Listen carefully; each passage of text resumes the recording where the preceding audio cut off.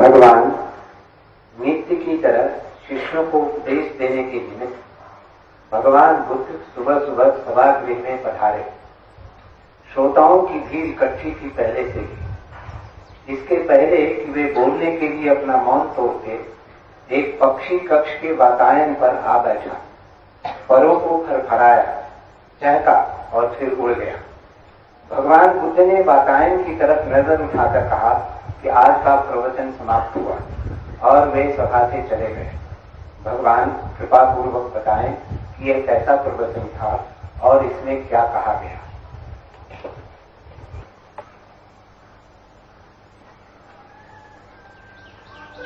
जिन्होंने जाना है वे कहना भी चाहें तो अपने अनुभवों को कह नहीं पाएंगे। उसे कहने का कोई उपाय नहीं, फिर भी उसे व्यक्त किया जा सकता है, इशारे किए जा सकते हैं, इंगित किए जा सकते हैं, और जो समझ सकता हो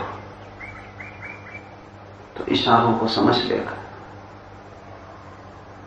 और जिसने जिद कर रखी हो ना समझने की,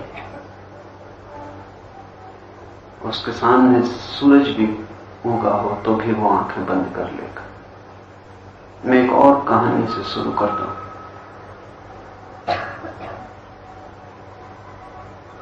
एक सम्राट हुआ, बड़ा विचारशील, चिंतन मनन का प्रेमी, सत्य का खोजी। उसे खबर मिली कि दूर किसी गांव में कोई बड़ा दार्शनिक है, बड़ा तार्किक, बड़ा बुद्धिमान। तो उसने अपना संदेश वाहक भेजा, अपने हाथों पत्र लिखा, मोहर लगाई, लिफाफा बंद किया। संदेशवाहक सम्राट का पत्र लेकर उस दूर की यात्रा पर निकला, जाके उस दार्शनिक के द्वार पर दस्तक दी, हाथ में पत्र दिया और कहा सम्राट ने पत्र भेजा है। दार्शनिक ने पत्र को बिना देखे नीचे रख दिया और कहा पहले यह सिद्ध होना जरूरी है कि सम्राट ने ही पत्र भेजा है या किसी और। तुम्हारे पास क्या प्रमाण है कि तुम सम्राट के संदेशवाहक हो? उस आदमी ने कहा इसके भी प्रमाण की कोई जरूरत, मेरे वस्त्र देखें, मैं संदेशवाहक हूं सम्राट का। दार्शनिक का वस्त्रों से क्या होगा? वस्त्र तो कोई भी पहन सकता, धोखा दे सकता। क्या सम्राट ने स्वयं ही तुम्हें अपने हाथों ये पत्र दिया? संदेशवाहक भी थोड़ा संदिग्ध हुआ। उसने कहा कि ये तो नहीं संभव है, क्योंकि मैं और सम्राट तो बहुत दूर हैं। प्रधान वजीर को पत्र दिया होगा सम्राट ने, वजीर से प्रधान अधिकारी के पास आया, फिर मुझे मिला, सीधा तो मुझे नहीं मिला। उदास ने हंसा, उसने कहा कि तुमने कभी सम्राट को देखा है? संदेशवाहक ने कहा मैं बहुत छोटा नौकर हूं, सेवक हूं, सम्राट को देखने का अवसर मुझे नहीं आया। उस दार्शनिक ने कहा जिसे तुमने न देखा, जिसने न तुम्हें संदेश दिया, तुम उसके संबंध में कैसे अधिकार से कह सकते हो कि वो है? इतनी चर्चा होते होते तो संदेशवाहक भी संदिग्ध हो गया। पत्र की तो जैसे बात ही भूल गई। दोनों निकल पड़े कि जब तक ये प्रमाणित न हो जाए कि सम्राट है, तब तक पत्र को खोलने की जरूरत भी क्या है। दोनों खोजने लगे, अनेक लोगों से पूछा। रास्ते पर एक सिपाही मिला, पूछा तुम कौन हो? उसने कहा मैं सम्राट का सैनिक हूं। क्या मेरे वस्त्रों को देखकर तुम नहीं पहचानते? उस दार्शनिक ने कहा वस्त्रों के धोखे में तो ये भी था, ये जो मेरे साथ खड़ा है। वस्त्रों से क्या होता है? तुमने सम्राट को अपनी आंखों से देखा? उस सैनिक भी थोड़ा डगमगाया, उसने कहा कि नहीं, मैंने तो नहीं देखा। लेकिन मेरे सेनापति ने देखा। उस दार्शनिक ने पूछा कि तुमने सेनापति को अपनी आंख से देखा? उसने कहा ये भी मैंने सेनापति को तो नहीं देखा, सुना कि सेनापति सम्राट से मिलता है। मैं एक छोटा सैनिक हूं, उतनी पहुंच मेरी नहीं, महल के दरवाजे मेरे लिए बंद। दोनों खिलखिला के हंसे, संदेशवाहक और दार्शनिक को कहा तुम भी हमारे साथ सम्मिलित हो जाओ। जब तक ये सिद्ध न हो जाए कि सम्राट है, तब तक ये सब झूठ का जाल फैला हुआ है। ये कभी सिद्ध न हो सका, क्योंकि जो भी मिला उसका प्रत्यक्ष कोई अनुभव न था। और बड़े आश्चर्य की बात तो ये थी कि ये सिद्ध हो सकता था बड़ी आसानी से, क्योंकि सम्राट ने स्वयं निमंत्रण दिया कि तुम आओ, मेरे महल में अतिथि बनो और मैं तुम्हें राज्य का महागुरु बना देना चाहता हूं। लेकिन वो पत्र तो पढ़ा ही नहीं गया।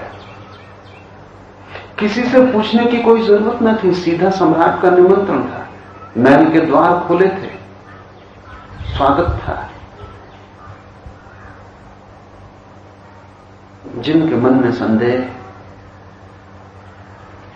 बुद्ध के वचन उनके लिए संदेश वाहक की तरह, वचन के पत्र बंद ही पड़े रह जाएंगे, वे उन्हें खोलेंगे ही नहीं। क्योंकि पहले तो यह सिद्ध होना चाहिए कि बुद्ध बुद्धत्व को उपलब्ध हुए, और यह सिद्ध होना करीब करीब असंभव।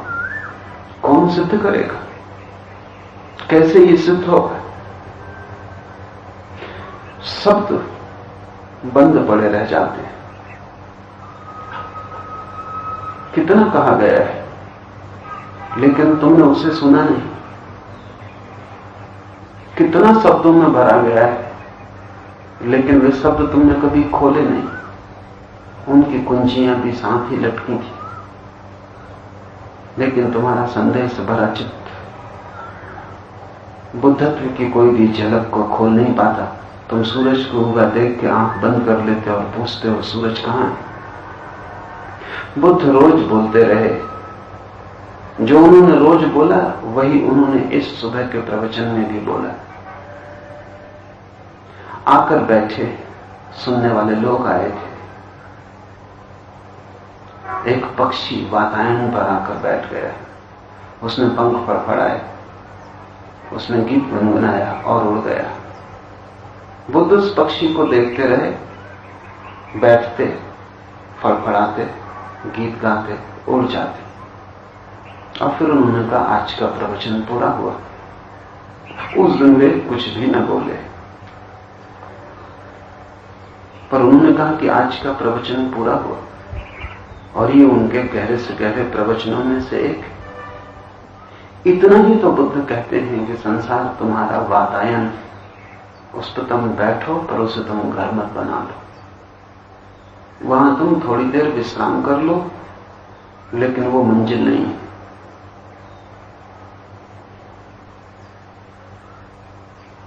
बैठकर कहीं पंखों का फड़फड़ाना मत भूल जाना, नहीं तो खुला आकाश सदा के लिए खो जाए। पक्षी भी बहुत देर बैठा रह जाए तो पंखों की क्षमता खो जाती। पक्षी भी बहुत देर बैठा रह जाए तो शायद भूल ही जाए कि उसके पास पंख भी है, क्योंकि क्षमताएं हमें वही याद रहती हैं जिनका हम उपयोग करते हैं। जिनका हम उपयोग नहीं करते वे विस्मरण हो जाते, और जिनका हम उपयोग नहीं करते वे धीरे धीरे निष्क्रिय हो जाती हैं और उनकी क्षमता खो जाती। तुम अगर चलो ना, थोड़े दिन में पैर पंगु हो जाएंगे। तुम अगर अंधेरी कोठरियों में रहो और देखो ना, तो आंखें जल्दी ही अंधी हो जाएंगी। तुम अगर शब्द ही न सुनो, अगर तुम्हारे कान पर कोई ध्वनि तरंगित न हो, जल्दी ही तुम बहरे हो जाओगे। तुम जो नहीं करोगे उसकी करने की क्षमता खो जाएगी। कितने जन्म हुए जब से तुम उड़े नहीं, तुमने पंख नहीं फड़फड़ाए। कितना समय बीता जब से तुम खिड़की पर बैठे हो और तुमने खिड़की को घर समझा, जब से तुम द्वार को ही महल समझ के रुक गए।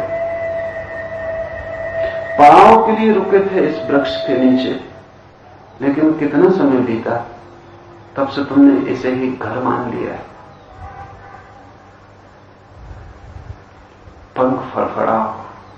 अगर बुद्धों के पास तुम पंख फड़फड़ाना सीखो तो और कुछ सीखने को वहां है भी नहीं। यही तो प्रवचन, यही उनका संदेश कि तुम उड़ सकते हो मुक्त आकाश में, तुम मुक्त गगन के पक्षी हो। तुम व्यर्थ ही डरे हो, तुम भूल ही गए हो कि तुम्हारे पास पंख है। तुम पैरों से चल रहे हो, तुम आकाश में उड़ सकते थे। थोड़ा फड़फड़ाओ ताकि तुम्हें भरोसा आ जाए।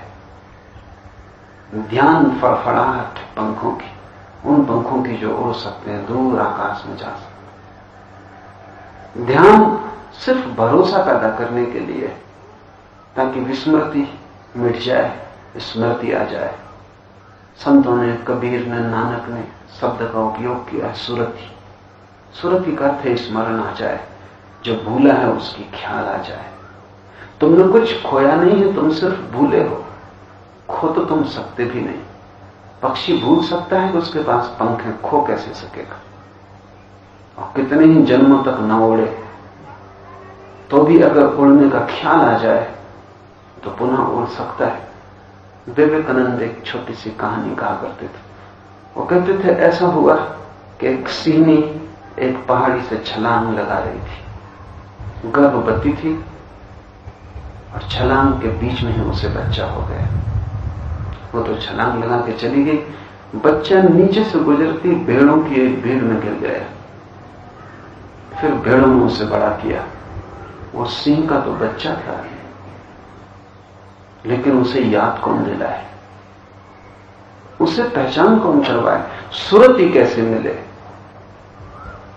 वो भेड़ों के साथ ही बड़ा हुआ और उसने समझा कि मैं भी भेड़ हूं, यही स्वाभाविक है। तुम जिनके बीच बड़े होते हो वही तुम अपने को समझ लेते हो। हिंदुओं के बीच तो हिंदू, मुसलमानों के बीच तो मुसलमान, सिखों के बीच तो सिख। जिनके बीच पैदा होते हो तुम वही अपने को समझ लेते हो। जो भूल तुम्हारी है वही उस शेर के बच्चे की थी। शेर का बच्चा तुमसे ज्यादा बुद्धिमान तो नहीं था। उसने समझा कि मैं भेड़ हूं। वो भेड़ों के बीच ही चलता, भेड़ों जैसा ही भयभीत होता, घास पात खाता। एक दिन एक सिंह ने देखा, ये भेड़ों की कतार गुजरती थी, इनके बीच में एक सिंह। सिंह बड़ा हैरान हुआ, ये असंभव घट रहा है। न तो भेड़ों उससे घबरा रही, न वो भेड़ों को खा रहा है। ठीक भेड़ों की भीड़ में घसर पसर, जैसे और सब भेड़ें चली जा रही, ऐसे ही वो भी चल रहा है। वो सिंह इस भेड़ों की भीड़ में आया, भेड़ें भागी, चीख पुकार मच गई। वो सिंह भी भागा, चीख पुकार मचा। उसकी आवाज भी भेड़ों की हो गई थी, क्योंकि भाषा भी तो तुम उनसे सीखते हो जिनके तुम पास होते हो। भाषा कोई जन्म के साथ लेकर तो पैदा नहीं होता, भाषा भी सीखी जाती है, वो भी पाठ। तुम हिंदी बोलते हो, मराठी बोलते हो, अंग्रेजी बोलते हो, तो वही सीख लेते हो जो तुम्हारे चारों तरफ बोला जा रहा है। पैदा तो तुम खाली स्लेट की तरह होते हो। उसने भेड़ों की भाषा ही जानी थी, वही सुनी थी, वही सीखा था। वो भी रिंगयाने लगा, रोने लगा, भागने लगा। ये नया सिंह भागा, बामुश्किल उसको पकड़ पाया। पकड़ा तो वो गिड़गिड़ाने लगा, छूटने की आज्ञा चाहने लगा, घबरा गया जैसे मौत सामने खड़ी हो। लेकिन ये सिंह उसे घसीटा। इसने बहुत उससे कहा कि तू ना समझ, भेड़ नहीं है। लेकिन वो कैसे माने? इसमें कुछ जालसाजी दिखाई पड़ी। ये सिंह कुछ ऐसी बात समझा रहा है जो सच हो नहीं सकती, उसके जीवन भर के अनुभव के विपरीत है। जब तुमसे कोई कहता है तुम शरीर नहीं हो, क्या तुम्हें भरोसा आता है? जब तुमसे कोई बुद्ध पुरुष कहता है तुम आत्मा हो, तो क्या तुम्हें भरोसा आता है? और अगर उस सिंह को भी भरोसा ना आया तो आश्चर्य तो नहीं। लेकिन ये दूसरा सिंह भी जिद्दी रहा होगा, और बुद्ध बड़े जिद्दी। तुम जागो या न जागो वो तुम्हें जगाए जाते, तुम कितना ही भागो वो तुम्हें घसीटते। उसने उसे घसीटा एक सरोवर के किनारे, छोड़ा नहीं। कितना ही रोया, चिल्लाया, आंख से आंसू झरने लगे, लेकिन वो सिंह उसे घसीटता ही ले गया। उसकी इच्छा के विपरीत। बहुत बार गुरु शिष्य को उसकी इच्छा के विपरीत दर्पण के निकट ले जाता है। शायद बहुत बार नहीं, हर बार, क्योंकि शिष्य तो दर्पण के निकट जाने से डरता है, क्योंकि दर्पण के सामने जाके उसकी अब तक की सारी मान्यताएं छिन्न भिन्न हो जाएंगी। जो भी उसने समझा बूझा है वो सब व्यर्थ हो जाएगा। जो भी उसकी धारणाएं टूटेंगी, खंडित होंगी, सब जीवन की प्रतिमा बिखर जाएगी। दर्पण के सामने जाने से सभी डरते हैं, अपना चेहरा देखने से सभी डरते हैं, क्योंकि तुम सबने कुछ और चेहरे बना रखे हैं जो तुम्हारे नहीं। वो सिंह भी डर रहा था, लेकिन गुरु माना नहीं। गुरु सिंह ने उसे खींचा और सरोवर के ले जाके किनारे खड़ा किया और कहा कि देख ना समझ, मेरे और तेरे चेहरे में पानी में देख कोई फर्क है। जो मैं हूं वही तू है, तत्वमसि। यही बुद्ध कह रहे हैं कि जो मैं हूं वही तू है। यही उपनिषद कह रहे हैं कि जो मैं हूं वही तू है। जरा भी भेद नहीं। लो देख। डरते डरते उस सिंह ने देखा, लगा जैसे कोई सपना देखता हो, क्योंकि हम उसी को यथार्थ कहते हैं जिसको हमने बहुत बार पुनरुक्त किया है।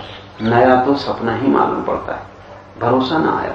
आंख मीली होगी, पुनः देखा होगा। जीवन भर का अनुभव तो ये था कि मैं बेर हूं।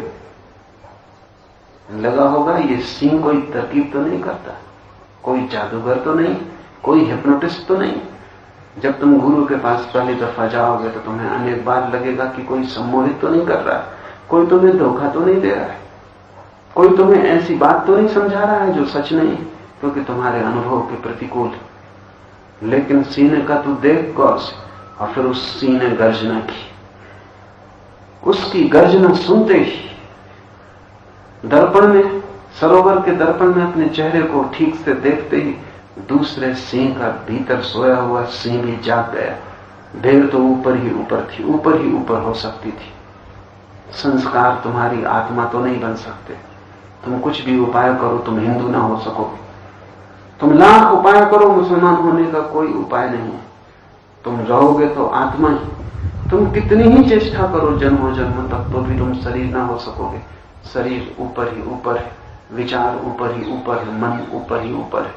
और किसी भी दिन, जिस दिन गुरु तुम्हें दिखा देगा सरोवर में, और जिस दिन तुम गुरु का हुंकार सुनेंगे, उस हुंकार के साथ ही इस भटके सिंह के भीतर की भी आवाज जाग गई।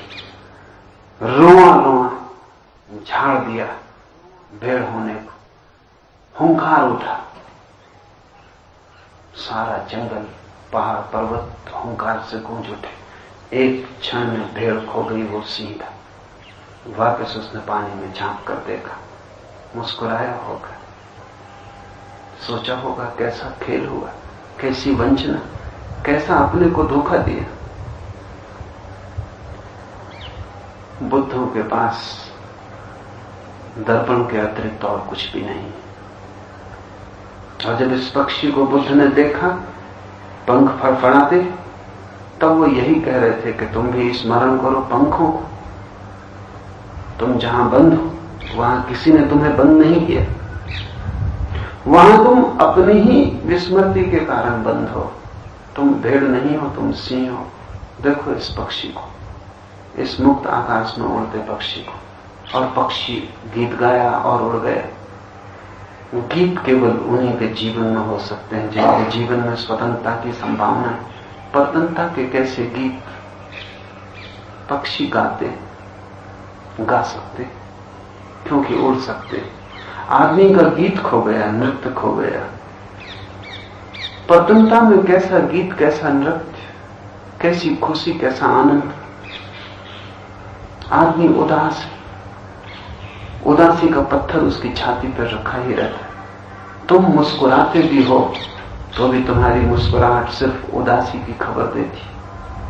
तुम्हारे ओंठ मुस्कुराते, लेकिन कोई उनमें गहरे देखे तो वहां भी आंसू छिपे।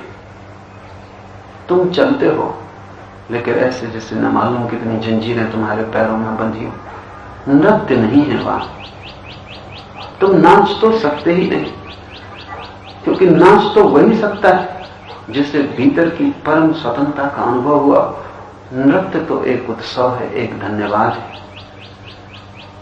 मीरा ने कहा है, पद घुंघरू बांध मीरा नाची रे।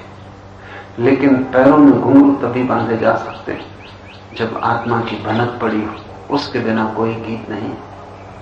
उसके बिना जीवन एक बोझ, एक संसार, एक दुख, एक दुख स्वप्न, और बड़ा लंबा दुख स्वप्न, जिससे जागने का कोई उपाय नहीं दिखाई पड़ता, जिससे हटने का कोई मार्ग नहीं दिखाई पड़ता। पक्षी ने गीत गाया, खुला आकाश सामने था, पंख पास थे। गीत गाने में और चाहिए क्या? पंखों और खुला आकाश हो, अंतहीन आकाश हो और अंतहीन उड़ने की क्षमता हो, और गीत के लिए चाहिए क्या? तुम्हारे भीतर भी गीत उस दिन उठेगा जिस दिन तुम भी पंख फैलाओगे और खुले आकाश में उड़ जाओगे। कभी तुमने देखा है सांझ को आकाश में उड़ते हुए अबाबील? उड़ते भी नहीं, पंखों तो को ठहरा के तिरते हैं। उनके तिरने में ही ध्यान है। सांझ को आज देखना, जब अबाबील अपनी ऊंचाइयों से उतरने लगे, तब वे तैरते तक नहीं, तब वे उड़ते भी नहीं, तब श्रम बिल्कुल नहीं है, सिर्फ हवा पर पंख फैला के ठहरे होते। उस क्षण में जिसको गीता स्थित प्रज्ञ कहती, वैसी उनकी चित्त दशा होती होगी। जिस दिन तुम भी खुले आकाश में बिना किसी प्रश्न के उड़ पाओगे, उस दिन नृत्य पैदा होगा, उस दिन गीत का जन्म होगा, उस दिन तुम धन्यवाद दे सकोगे। पक्षी ने गीत गाया, पंख फैलाया और खुले आकाश में उड़ गया।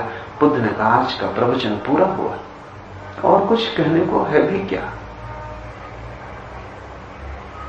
कठिन हुआ होगा सुनने वालों को समझना, क्योंकि वे शब्द सुनने आए थे, और जो शब्द सुनने आता है वो अक्सर बहरा होता है।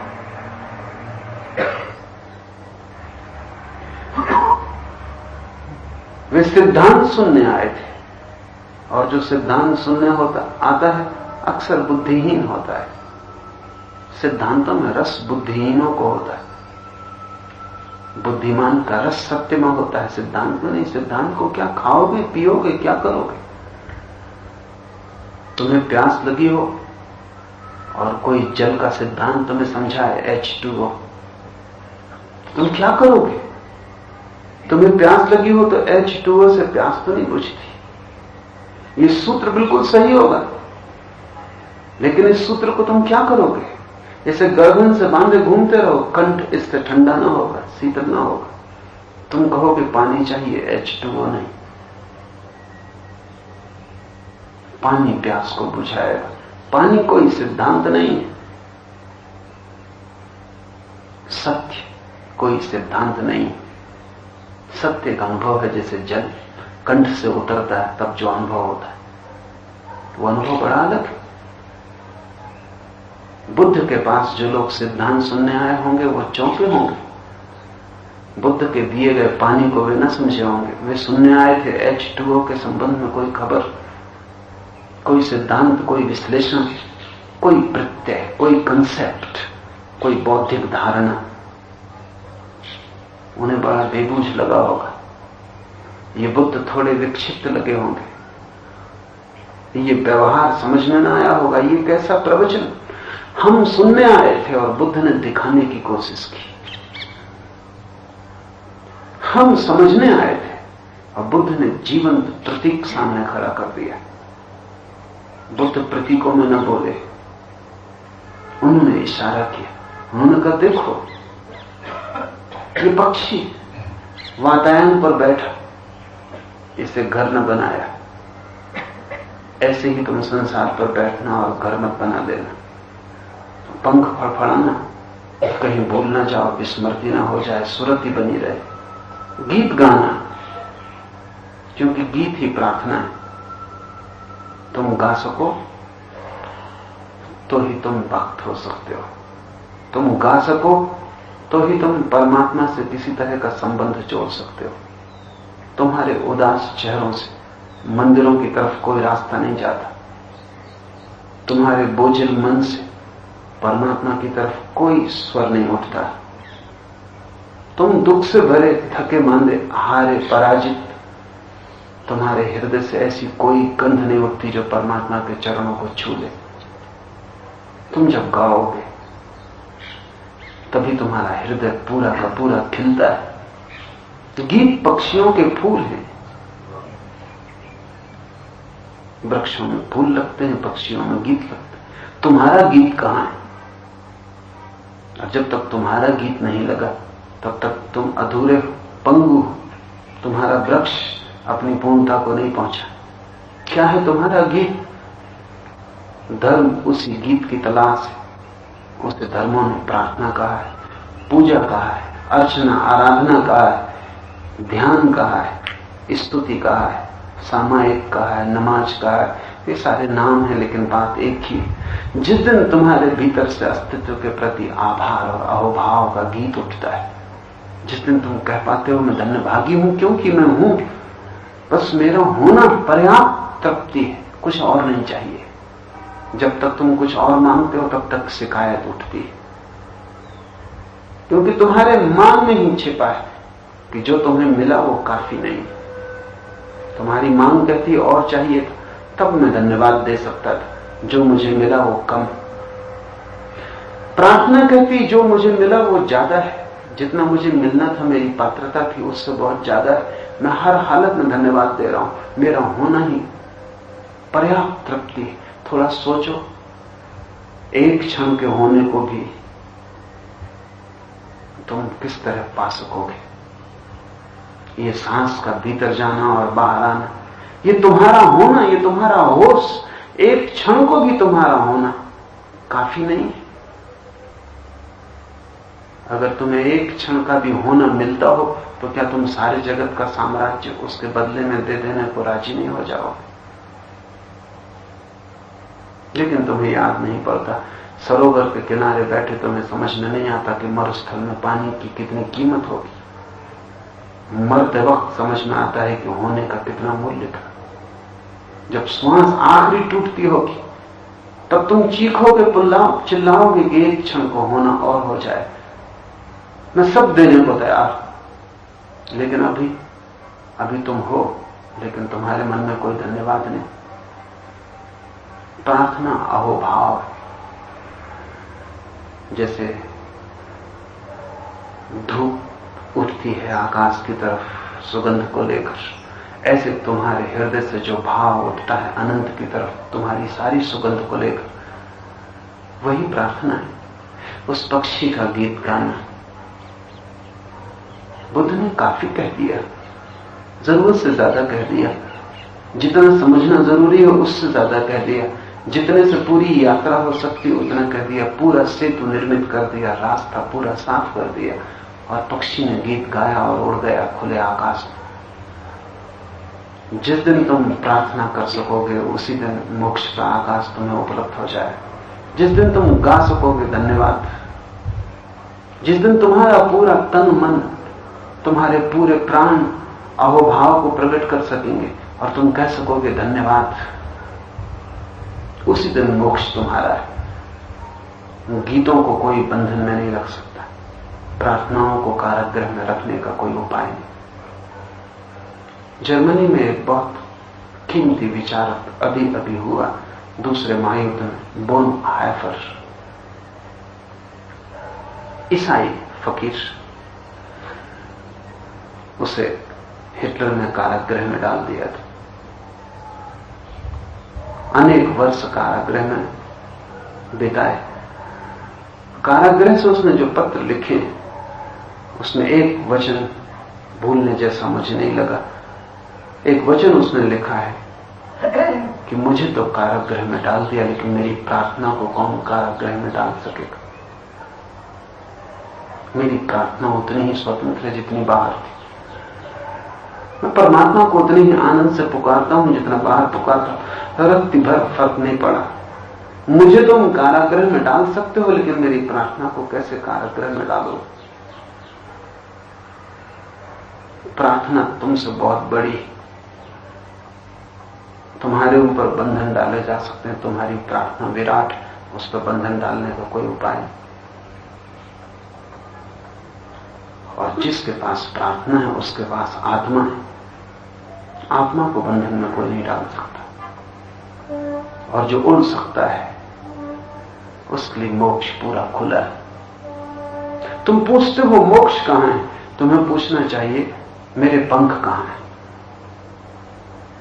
तुम पूछते हो ईश्वर है या नहीं, तुम्हें पूछना चाहिए मेरे पंख उड़ सकते हैं या नहीं। ईश्वर और मोक्ष पूछने की बातें नहीं, तुम उड़ सकते हो तो तुम उन्हें जान ही लोगे। तुम उड़ सकते हो तो वे यही मौजूद है। वे दूर दिखाई पड़ते हैं क्योंकि तुम उड़ नहीं सकते। एक यहूदी फकीर हुआ, मजीद उसका नाम था। उसने रात एक सपना देखा कि कोई आवाज उससे कह रही कि मजीद तू क्यों भूखा मरता है, क्यों प्यासा, क्यों दुख पीड़ा में तेरी पत्नी उदास है सदा, तेरे बच्चे भीख मांगते हैं, तू जा वारसा राजधानी की तरफ। वारसा के पुल के पास इतने कदम चलने पर एक सिपाही खड़ा है, बस ठीक उसके पीछे एक वृक्ष, उस वृक्ष के पीछे बड़ा धन गड़ा है। सुबह मजीद उठा, मन में वासना भी जगी, पर उसने कहा सपनों का क्या भरोसा, और सपना ही है ये, कैसा वारसा, कैसा धन। लेकिन दूसरी रात फिर सोया कि फिर सपना आया, उसने कहा कि मजीद चूक मत, हम बार बार न चेताएंगे। फिर उसे दिखाई पड़ा वारसा का पुल, सिपाही खड़ा, उसके पीछे वृक्ष, वृक्ष के पीछे धन गड़ा है।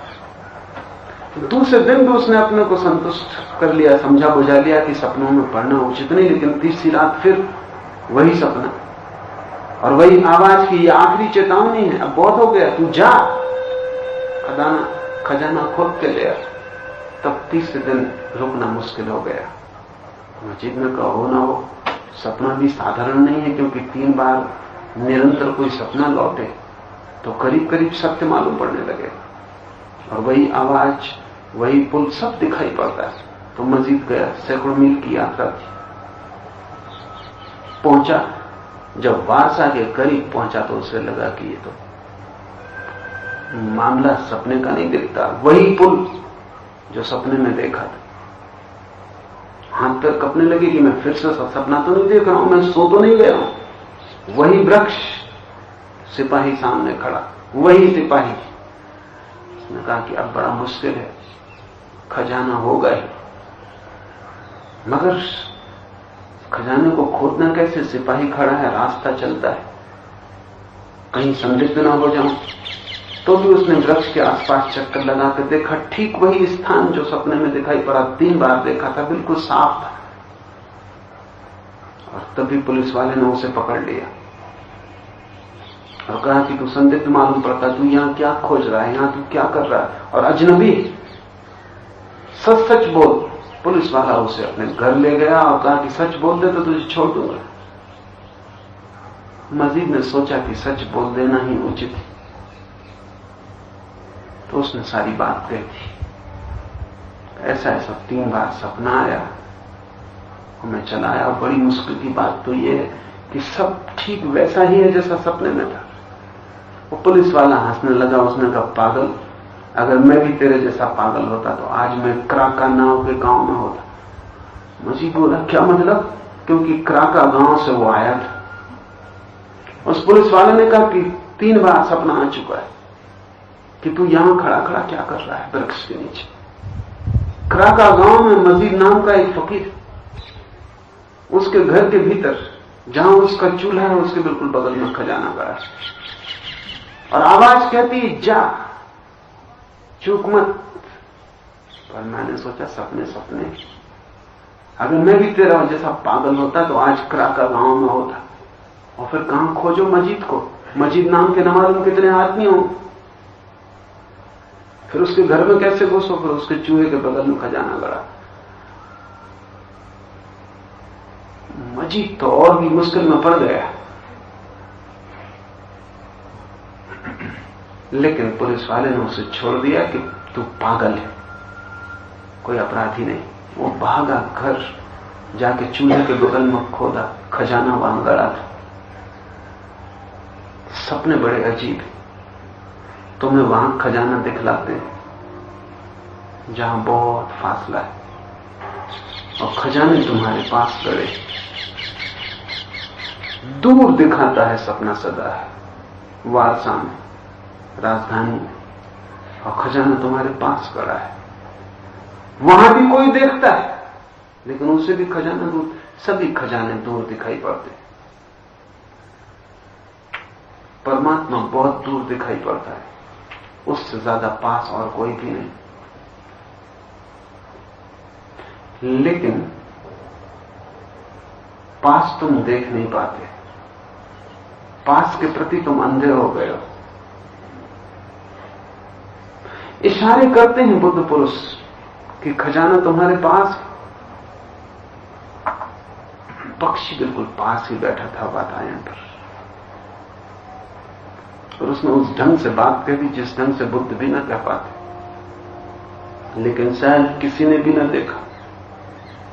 पक्षी फड़फड़ाया, गीत गाए, पंख खोले, उड़ गया, किसी ने भी न देखा। वे सब बुद्ध की तरफ नजर लगाए थे, बहुत दूर, जहां से शब्दों के संदेश आएंगे। शब्द तो बहुत दूर हो जाते हैं, क्योंकि शब्द तो फीकी खबर है, प्रतिबिंब है, और बुद्ध एक जीवन प्रतीक की तरफ इशारा कर रहे। वो देख रहे थे पक्षी की तरफ। काश सुनने वालों में थोड़ी भी समझ होती तो वहीं देखते जिस तरफ बुद्ध देख रहे हैं। बुद्ध क्या कहते हैं ये समझना जरूरी नहीं है, बुद्ध कहां देखते हैं वहां देखना जरूरी है। बुद्ध क्या बोलते हैं ये व्यर्थ है, बुद्ध कैसे हैं वही सार्थक है। बुद्ध की आंखों में क्या झलक रहा है वो हमें खोजना चाहिए। बुद्ध के शब्दों में क्या झलक आ रही वो तो बहुत दूर की है। बुद्ध की आंखें बिल्कुल खजाने के पास है। ठीक कहते हैं बौद्ध कि उस दिन का प्रवचन पूरा हो गया, और बुद्ध ने कहा आज का प्रवचन पूरा हुआ। ऐसा मधुर प्रवचन उन्होंने दोबारा दिया भी नहीं। तुम्हारी भी तकलीफ वही है जो बुद्ध के सुनने वालों की थी, मेरी अड़चन भी वही है जो बुद्ध की है। अगर मैं चुप बैठूं तुम चुप जाओ, अगर मैं बोलूं तुम सुन लो, फिर भी समझ नहीं पाओगे। बोलने से कौन कब सुना और समझाए।